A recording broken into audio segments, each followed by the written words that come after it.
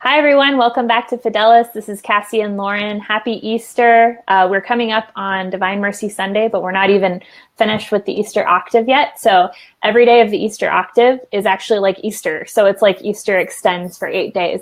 If people say that Catholics are too austere, we sacrifice or fast too much, you should just show them how we celebrate because it's legit.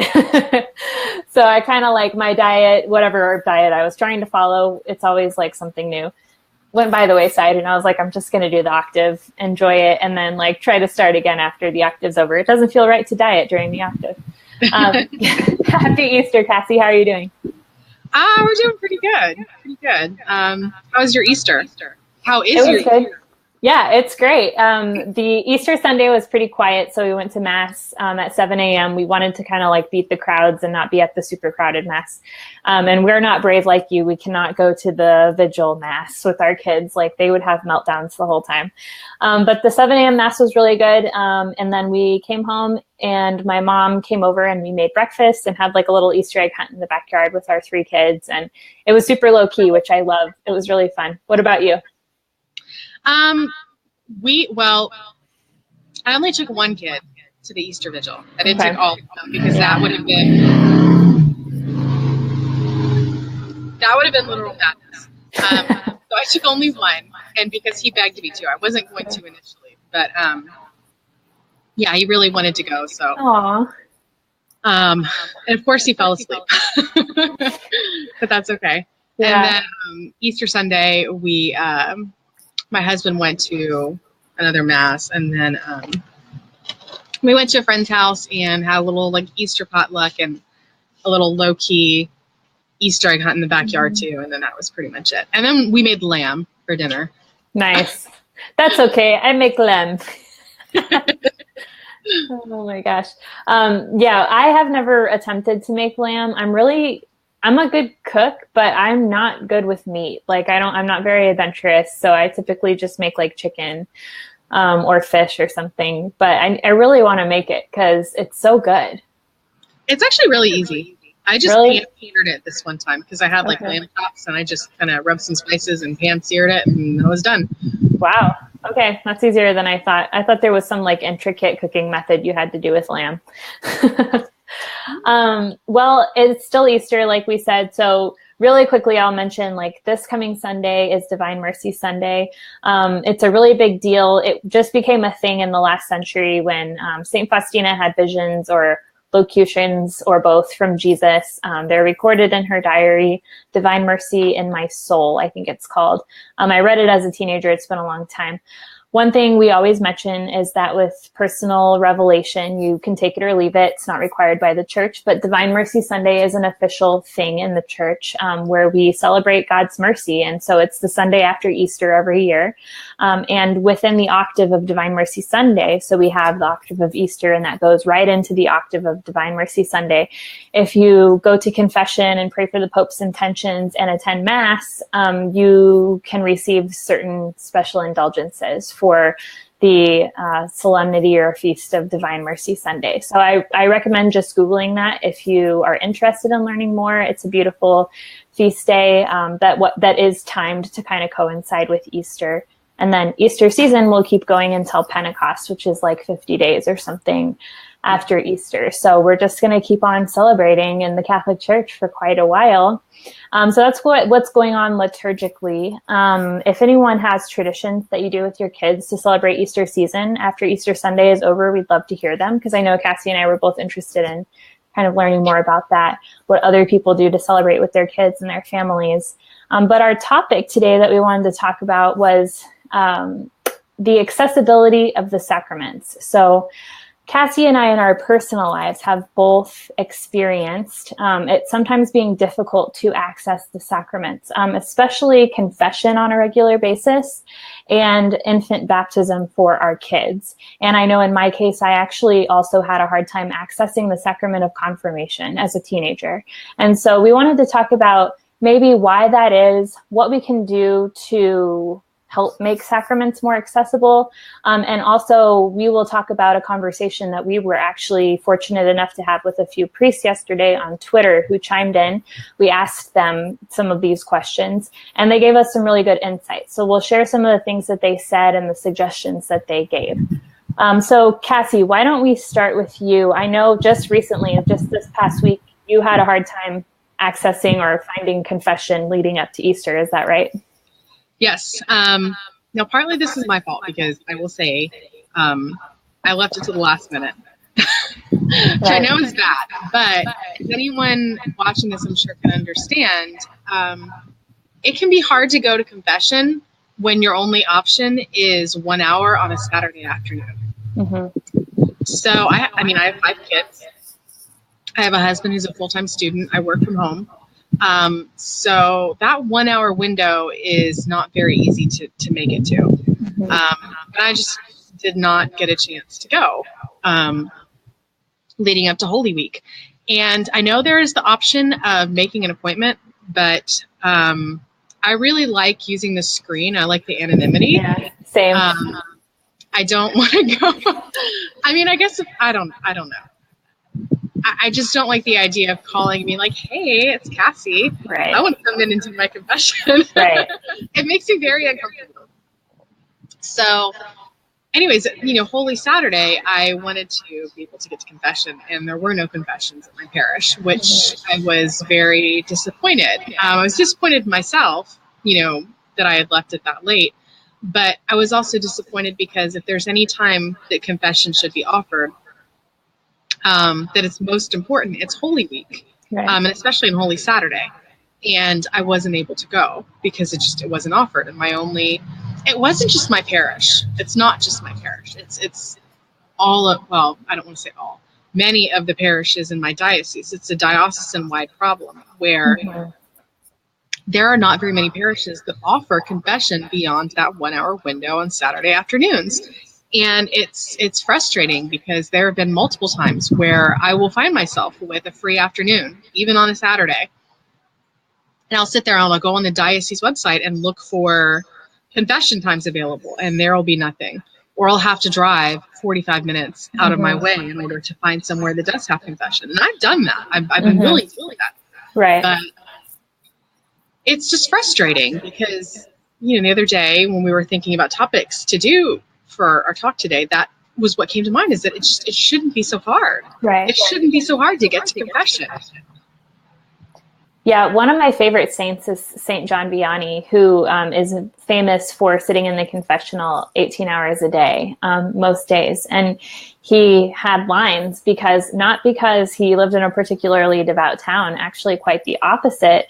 The town was kind of debauched when he entered it, I believe. And then as people saw him sitting in the confessional, something sparked in them where they started to realize this must be important. And more people started to go, and it got to the point that people were traveling from really far distances to confess to him. And I know that we don't live in a time period in American history where priests have that luxury, if you want to call it that, of sitting in the confessional for 18 hours a day. I mean, priests have so much on their plates now. However, I always wonder if there were more confession times, if it were prioritized more, maybe if the priests were able to focus less on administrative tasks in the parish and more on the sacraments, maybe that would encourage more people to go. Because where I'm going with this is, when you and I were talking with priests on Twitter yesterday, a few times we heard that the reason that priests don't hear confessions more often or for more time each week or more days each week is because there's not a demand for it. And so it seems like there's a mutual solution here. The solution is we need to go to confession more. More people need to go more often. But also, priests should be preaching on confession so that people will understand why they need to go, and maybe just being in the confessional more often, even if it's not super busy when they're there. I've had the same issue at my parish with confession only being on Saturdays. I think we have a Saturday morning confession. The time period that it falls, I've literally never been able to go. It's just a time in our family when everything is crazy. At that time on Saturdays, it's like 10 a.m. or something. And we're like dirty in the yard, doing yard work, or like we're at a birthday party. Like it's just never a time that we can make it to confession. And then the other time is like 4:30, which we really prioritize it. We like have it blocked out on our schedules every couple weeks. And like, we will reserve a babysitter if we need to or something, or we'll tag team and like one of us will go in and while the other's in the car with the kids, and then we'll switch. But we try to make it happen, but there's always those weeks when you can't. And it's really disappointing when it's like, okay, now I have to wait a whole week. And it's not, in our case, you can't really just drive to another parish because all the parishes in my area have confession at the same time. Like there's not another option. And yeah, I have the same issue with, I prefer the anonymity, which is 100% valid. There's nothing, no one should feel obligated to go face to face for confession or to make an appointment. If they prefer anonymity, it's totally fine to prefer that. And I do prefer that. So I don't make appointments with the priest, but, if there were like a mortal sin and I needed to confess right away, I would, but it would just be helpful. And I think it would send a message to the community if confessions were heard more often. There are a couple of parishes in my diocese, and I'm in a huge diocese, the Diocese of Galveston, Houston, where the priest will hear confession before almost every mass, even daily masses. And that is awesome. But none of the parishes that do that are within like less than 45 minutes to an hour of where I live. So that's pretty hard to access as well. Well, and I mean, I remember yesterday, the point that if demand were higher, priests would, offer confession more. And I don't doubt that for his experience, but I mean, we've lived in North Carolina. We've lived in different areas of this particular diocese. And I've noticed the same thing in all of these parishes throughout this diocese and in North Carolina. And that is, there's always a line of people, especially at the church that I grew up going to, that's in the Diocese of St. Augustine. Lots and lots of people wanting confession at this particular parish. Like lines, and it's so many people. And they do it at the, 4 o'clock or so on Saturday. That is like apparently the favorite confession time, and also the most inconvenient for pretty much any parent anywhere. Yeah. But it's so long. The way that they have it set up now is that it has to, because they have like the altar in front of the tabernacle, and then behind the tabernacle, it's like glass enclosed. Behind the tabernacle is the Marian Center with all the stained glass and stuff. And there's the confessionals, like there's doors leading out both ways. And they used to have it like in the front of the church. Now they had to move it to the back to where you come in the Marian Center and you sit there and wait and you exit through the Marian Center as well, because the lines were so long that it was cutting into mass. Yeah. So it's like, okay, well, why are you not offering more then? When you have all of these people, there's clearly the demand. Like, I'm a little bit skeptical that there's no demand, that's the reasoning, because in my experience, that hasn't been the case. Now, don't get me wrong, like 5 parishes or so, that I've gone to on a regular basis, that's not indicative of every parish in the country, obviously. But just in my experience, that's what I've observed. That's what I've noticed. And it's frustrating because it needs to be offered more. And it's not just that it needs to be offered more, it needs to be talked about more. Yeah. Because I rarely hear priests talk about it and say their homilies, the need for confession or people to be encouraged to go. Right. And I've never heard a priest talk about it in my diocese. No. And you couple that with the idea that it's only available for, if you're lucky, an hour, because in a lot of parishes I've been to, it's not even an hour, like 45 minutes. Right. Or 30 minutes. Right. Yeah. That's such a problem. And in my diocese and where I've lived in other states, every single church I've ever gone to confession at, and I'm a frequent confessor or whatever, however you say that, I have been dozens of times have been turned away. Like I've been in line, the priest will come out and have to leave, and everyone in line has to go and just wait for next week. And that's literally happened to me dozens of times everywhere I've lived. So I've never been in a place where people weren't showing up for confession. I mean, and that's a double-edged sword, because on the other hand, there maybe you say there's 100 people going to confession every week in my parish. People are still getting turned away, but I go to an enormous parish with thousands of families. So there's only a tiny percentage of people even going to confession. But even among those, not everyone's confession is being heard every week. And there's two priests are hearing confession for an hour, but then when Mass starts, they have to leave. And fortunately, if one of the priests isn't saying Mass, he'll go into like another room and everyone will follow him. And then that's really awkward, because then if you were hoping for anonymity, he saw you. Yeah. So it's awkward, but I mean, at least they're trying to like get the rest of the line taken care of. But it seems like there's definitely a case for more confession. And I feel like the problem probably isn't demand so much as priests have too much stuff that doesn't matter on their plates. Like the sacraments need to come back to the front. And the fact that priests aren't even preaching about sacraments, but they're preaching about fundraising and diocesan service funds. And that's all fine and good, but you can't preach about that and not about the need to go to confession. No. And that was one of the things that was mentioned in our conversation on Twitter, was that, you know, especially with the crisis in vocations, there might just not be enough priests. And that is an excellent point. Mm-hmm. There is a parish, the one that we most recently went to before the parish we're attending now. There's one priest there. The parish is growing quite rapidly, and there's still only one priest. Wow.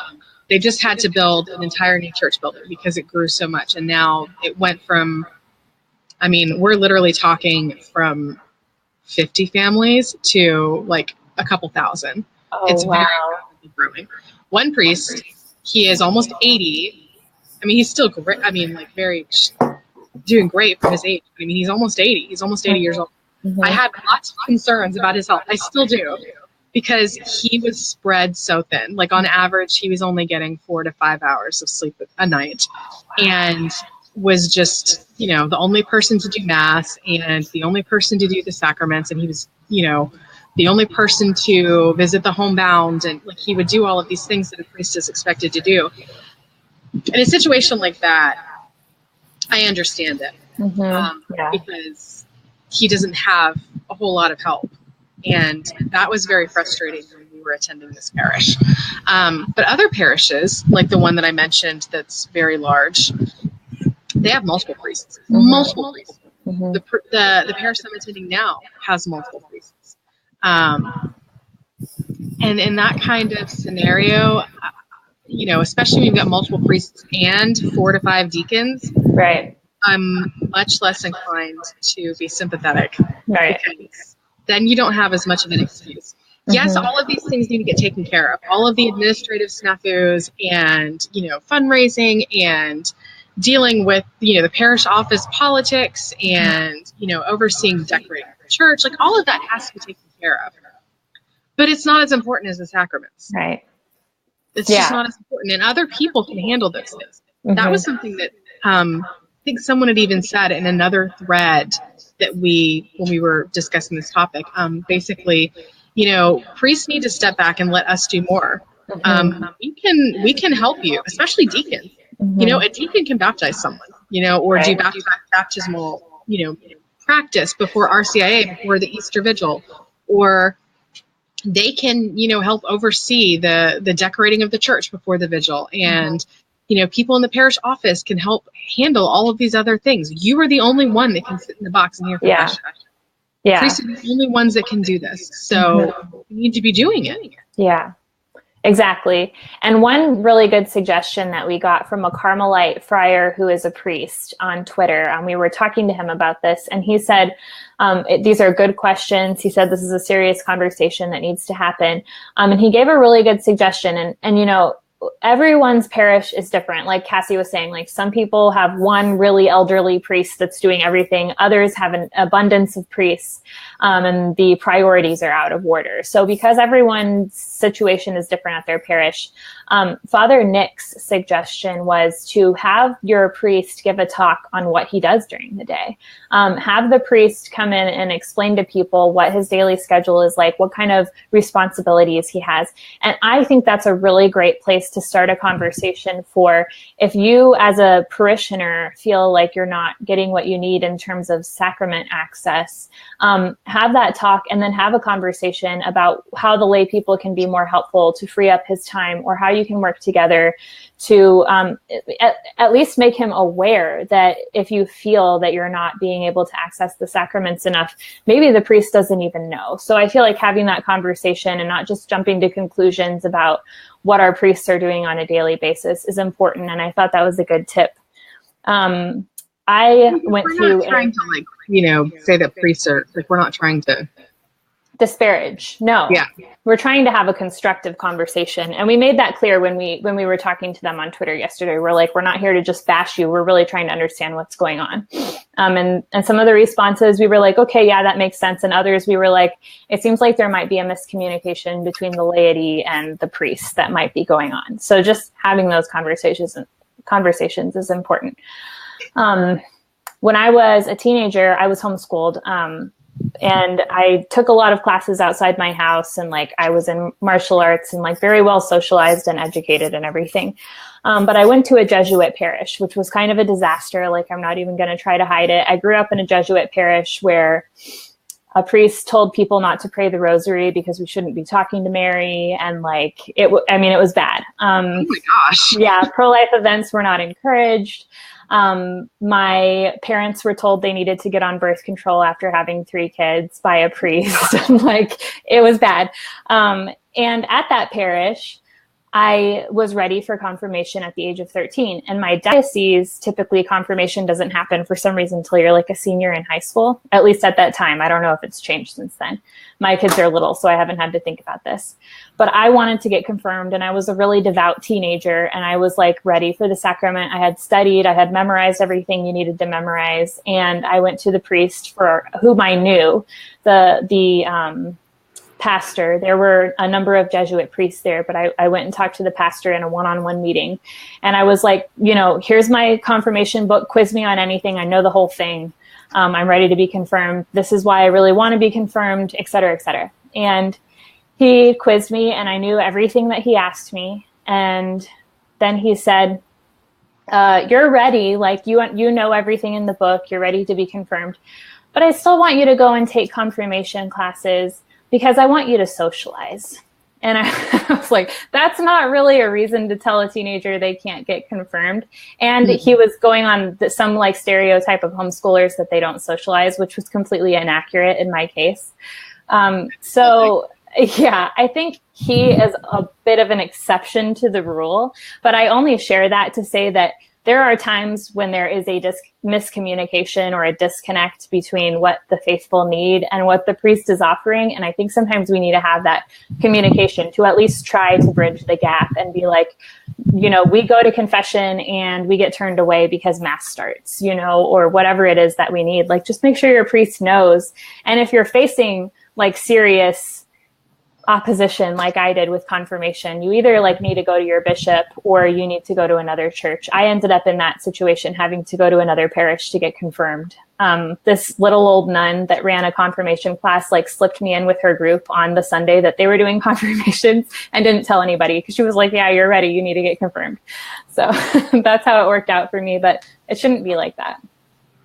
Well, and no, it shouldn't, but even a less nefarious, I don't know if that's really the right, word to use, but a less nefarious example of a similar type of issue is baptism.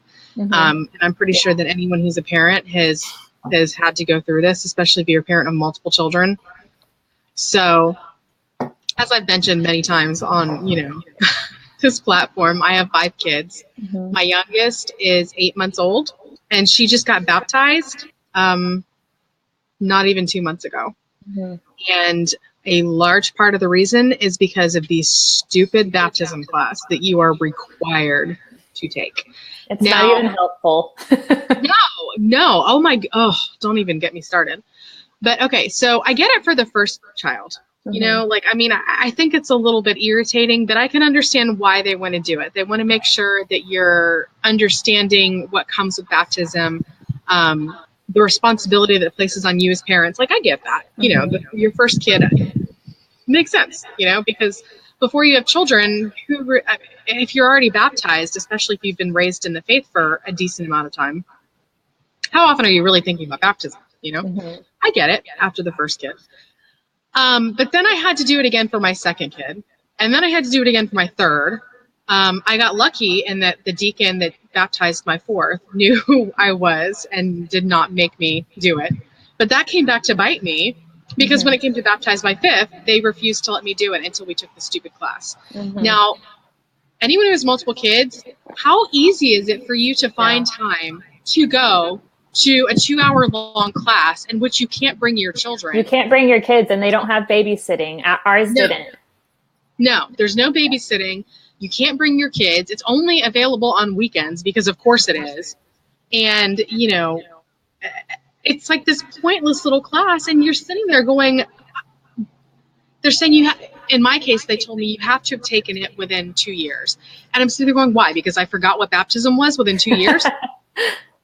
Like, this is my fifth child. Why am I being deprived of sacrament? Why am I being made to wait 8 months? Not that I couldn't have taken it earlier, I guess, in theory. But hey, guess what? That class, it's only offered once a month. Yeah. Oh, yeah. At ours, it was like every other month. Go take it whenever. Right. Yeah. The same thing happened to me. We had to take the class the first time. The first time I took it, there was actually like a heresy. Like, I don't remember what they said, but the lady botched the dogma of the Immaculate Conception. She did not explain it correctly and told everyone something that was doctrinally false. And everyone that introduced themselves, like half of them legitimately just said, I'm here because my grandma made me come. And so I'm thinking that's the reason they make people take the class, is because they're thinking maybe if we can get them in every 2 years, they'll start coming back to church or something. I don't know, but it's not right. And with my first child, he was born in June. I tried to get him baptized right away. I didn't realize that my parish wasn't going to let me baptize him until we'd taken the class. Well, they only did baptisms like every 2 months in these big groups of like 40 babies because it was a huge parish. And I had missed, like, the class that was coming up for the next month's baptism was already full. So I couldn't join it. And so I had to wait till he was like 2 months old to even take the class. And then we had to wait another month for him to be baptized. And so he was like 4 months old when he was baptized. And that's way longer than I would ever want to wait with my kids. The same thing happened at our next parish with our next child. Another parish, we didn't have to take the class again because he was born less than 2 years later. But they made us wait a long time because they did these huge group baptisms and you could not schedule a private baptism. Like, they did not allow it. It was their policy that you couldn't just come to a daily mass and have a deacon baptize your child, which is bizarre to me. I'm like, there's so many deacons here. Why can't I just get the baby baptized? And so we had to wait like 3 months for him to be baptized. And then the third one, I was like, screw it. I'm not doing this again. I knew I was going to have to take the class. So I did it when I was pregnant. And then I had complications when he was born. So I like called all these different churches and priests and deacons. And I was like, someone please baptize this child as soon as it's born. And finally, I got a deacon at my parish that did it after a daily mass. But I had to make sure that the class was done. And I did that when I was pregnant. But then I still had to jump through all these hoops just to get the baby baptized. And when you're in a situation like that, that's almost, I mean, I'm pretty sure that actually literally goes against church teachings. Yeah, I was readmitted to the hospital the day after he was baptized because I was having complications. I mean, and, you know, I will say, okay, first, did you have to watch the video? Oh, yeah, we had to watch videos. And the first time it was like a series of classes. That's what I wonder. If it's like the same video they show to everyone. This horrible video from like 1983 with like, just it's awful and not helpful. I don't even remember, like, I legitimately don't remember anything from the class because I just remember it all being like so elementary. Like this was like kindergarten CCD class that you should have learned like way before you ever became an adult. Well, and I mean, that's true. But the fact that they have to say that, it reflects on, the state of catechism in the United States right now, which is terrible. Yeah. And I've spoke openly about that quite a bit here. So, and that actually kind of leads into the next point I was going to say is that the second class that I took, it wasn't so much a class. They just wanted me to meet with the deacon that was going to be doing it. So I went and met with him and we sat down and it was more a conversation. And a lot of the things that he told me were actually, things that I did not know before. And I actually learned things. So in that kind of scenario, I felt like it was helpful. Yeah. And so I don't see why they don't do that more often. Yeah. Instead of marriage prep. Instead of making everyone take one class that's only available once a month and that has this elementary, terrible, education that is the same for everyone, regardless of how knowledgeable or not knowledgeable they are. Why don't you just do it on an individual basis? Okay, well, here's your schedule. A deacon will meet with you on this day.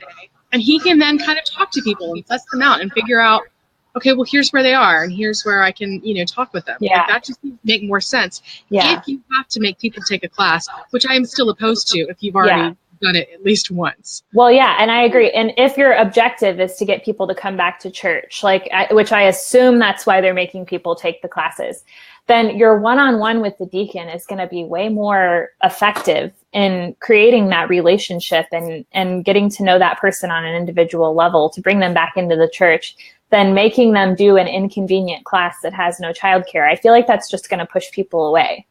And where you sit there and watch a horrible, boring video and have some person from the parish office drone on at you for 2 hours. And so you're just sitting there counting down the minutes until you're finished. Yeah. That doesn't get anyone to come back to the church. That literally, it helps no one. So why are we doing it? Yeah. It's a good question. I literally I do not understand why we do this. I don't understand it. I don't get it at all. With the confession thing, I can there's more of nuance there. I can understand there's more issues. There's more moving parts. There's more to handle. With this, there is none. There's no reason. There's no reason for parishes to be doing this. It makes no sense. Because if their stated goal is, like you said, to get people to come back to the church who aren't otherwise active, well, you're failing at that. And if your goal is to make sure people are well prepared, you're failing at that too. And then people who are already prepared and knowledgeable, well, you're pushing them away. So pretty much every way you look at it, you're failing. Yeah. I think we really need to get a priest or a diocesan coordinator or something on to talk about what is the reason for this? It doesn't seem to be working. Are you considering other options? I didn't even realize that the baptism class was a universal thing. I thought maybe it was just my diocese that made people do that because I've had all 3 of my kids in the same diocese. So yeah, I didn't know that was something going on everywhere. No, and conversely, for non-children, my husband just joined the church about 2 years ago. He wanted to long before that, but guess what? He couldn't because he was in the military. And apparently, if you can't be there between September and April-ish, then you can't go through RCIA in a lot of parishes. Not because 2018. Not because you're not allowed to. The church perfectly is okay with private RCIA instruction on an accelerated pace. Right. You don't have to do it between that time period. Right. But oh no, there are plenty of parishes that will not allow someone to basically convert to the church unless you do it through that period. How many people are we turning away, especially people in the military? Yeah. And this town that we were in, which is Jacksonville, North Carolina, Camp Lejeune. I'm not going to name names, but I'm pretty sure you could figure it out. There's only one Catholic church. There's one Catholic church. There's a Baptist or a Methodist church on every corner, but there's one Catholic church. Your only choice. There was a chapel on base, but it got closed for renovations. And then the chaplain, there's this vocation crisis in general in the church. In the military, it's even worse. With Catholic chaplains, there is such a shortage that it's not even funny. Oh, wow. there wasn't even a chaplain necessarily on base there long enough to do RCIA instruction. Okay. So literally pretty much your only choice if you wanted to convert was to go to this parish. And it was this whole issue of, well, no, you have to be able to be here for RCIA. Well, this is a Marine Corps town. The number of people who will be here for that stretch of time is very, very low. Because even if you're not deploying to a war zone, when you're in the Marine Corps, you're deploying to go on a MU, a Marine Expeditionary Unit, which is basically you go out to sea on a Navy ship. That's what happens. Yeah. So pretty much no matter what your situation is, and then even if you're not deploying, you're going out into the field. You're going out to training. You're going to California to train. Going to Las Vegas to train. Like, you're not ever home for that time. What's the problem with just having Skype instruction with a priest one-on-one? It's not accommodated. And it was this. So we even went to the pastor of this church, and we said, we have several Marines, like, because I had a couple of other wives who were Catholic and their husbands were not, and they all wanted to join the church. We're like, we would even have like a little mini class for you. It wouldn't just be one person. And it was still the answer is no. No, you have to do it from September to April. And in our situation, the military is, one example, but this isn't the only. I'm not saying that, RCIA from September to April shouldn't be offered. But if someone wants to do it on an accelerated pace or have private lessons or whatever, for whatever the reason may be, why can we not do that? Why are we going to turn someone away who wants to join the church? That doesn't make sense. And my brother-in-law was able to do the September to April classes. He had a personal conversion after he married my sister, around the time he married my sister and became a Catholic. And his RCIA experience was terrible. My sister, who's very well catechized, would text me from his classes being like, you will not believe what the instructors just said about XYZ Catholic teaching. Like, they were basically teaching heresy every single week. They had no idea how like NFP worked.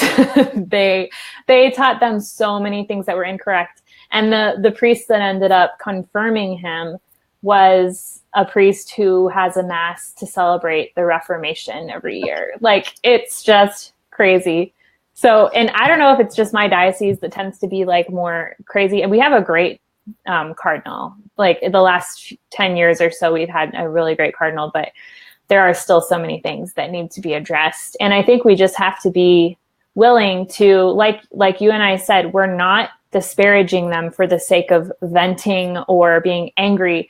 We really want to understand, why are things like this? And what can we as lay people do to change it? Because we're willing to step up and, help or approach things differently or be available, at different times for confession or whatever. Like, but tell us what we need to do. And we need to have those conversations with our priests and our faith leaders so that we can figure out the solutions. I think that in some of the, I mean, this is just speculation, but I think that with some of it, at least, I think it would be naive to think that there's not some level of like parish office politics that come into play. Oh, there is. I think that in a lot of cases, there's definitely that, maybe the little old office church lady who, doesn't want to let go of her control that she has over the parish, and, everyone's got to come through her, and it makes her feel important. That's been the case in several parishes that I've attended. Me too. So I think that's definitely an issue. Yep.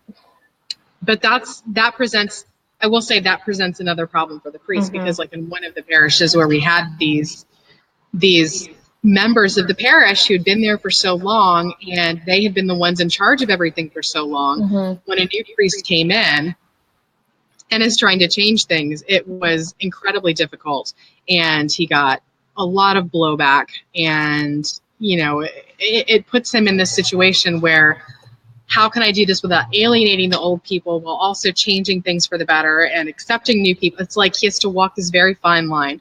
So that's something where I can understand it puts a priest in a very difficult position, because that's not something that can be handled easily.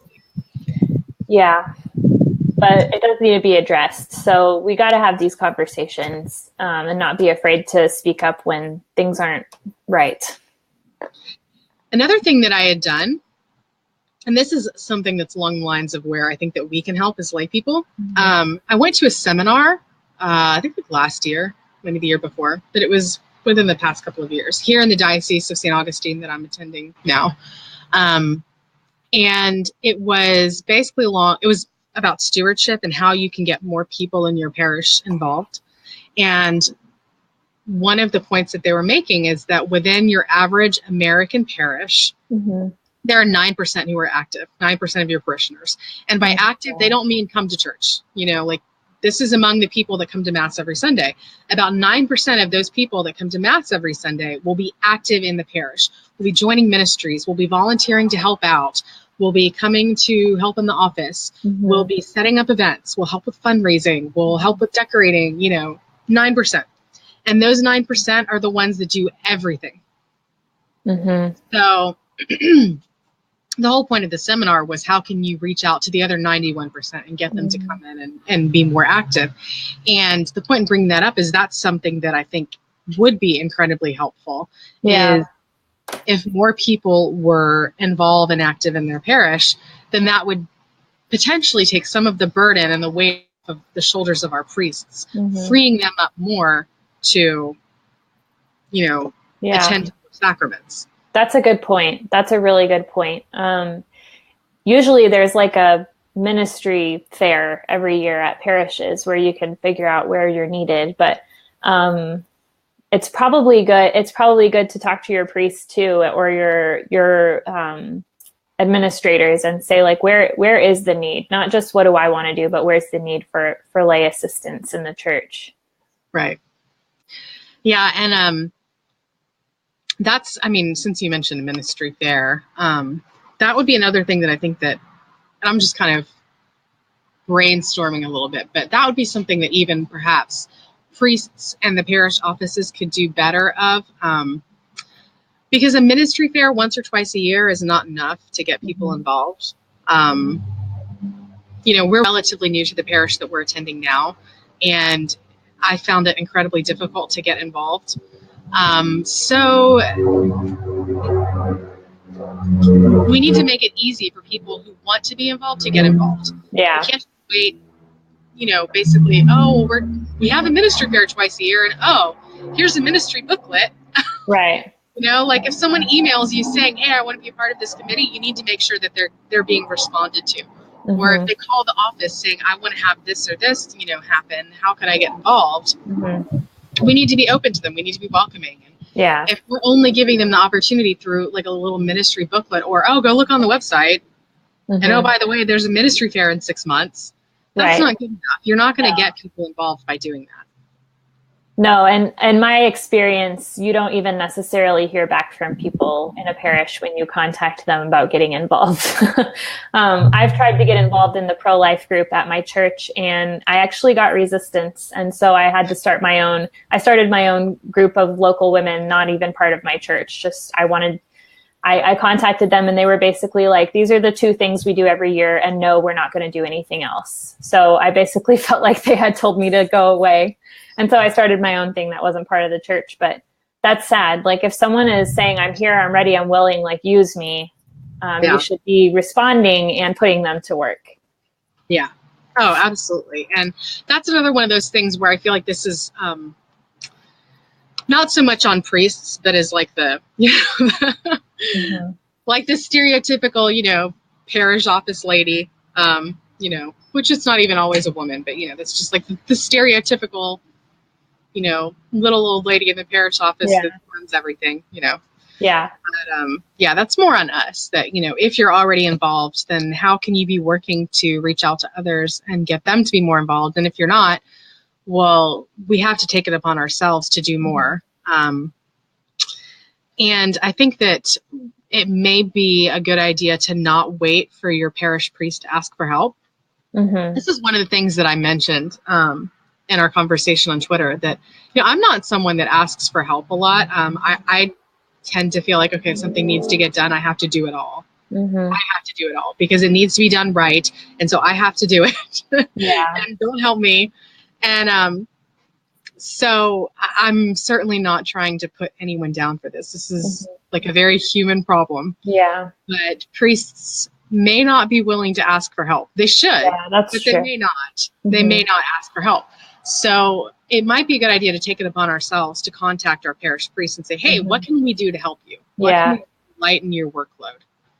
Or even maybe he wants like dinners, like, you know, like how can we support our priests? We definitely want to do that for sure.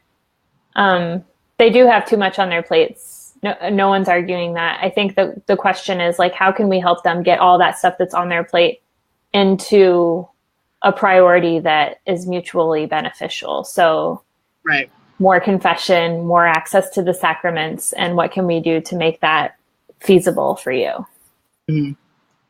Yeah. Because, I mean, ultimately, when it comes down to it, like, yes, the fundraising is important. And yes, you know, making sure the church looks nice for the Easter Vigil is important. And, you know, like all of these things are important. They need to be taken care of. But, you know, it's more important, the sacraments. Right. Exactly.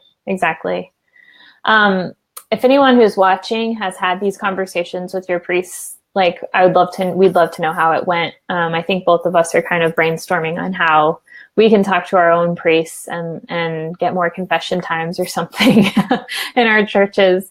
But we'd love to know what your experience was. And we're going to ask a few priests that we know to watch our video so that we can continue this conversation online as well. So if you want to follow that conversation, I posted a thread about it yesterday. My handle is at LN Enriquez. And then the Fidelis Twitter is at Fidelis Women. And we were kind of mutually talking about it with some priests yesterday. So you can go look that up if you're interested and chime in or comment on this video.